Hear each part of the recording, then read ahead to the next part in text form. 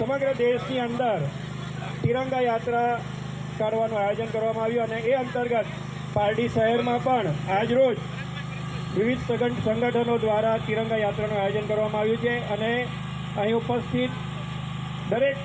પાર્ટીના નગરજનોનો આ તબક્કે હું આભાર વ્યક્ત કરું છું અને એમનું સ્વાગત કરું છું. પોતાનું જીવન ક્યારે આપી દે છે એને પણ ખબર હોતી નથી. એવા વીર જવાનો માટે, મા ભારતીના વીર સપૂતો માટે, એવા હુતાત્માઓ માટે આપ બધા જાણો છો અને વિશ્વ જાણે છે કે આપણું ઇન્ડિયા અને પાકિસ્તાનનું જે યુદ્ધ થયું પહેલગામ હુમલા પછી, એમાં જે આપણા વીર જવાનોએ શહાદત વહોરી અને આપણા જવાનોએ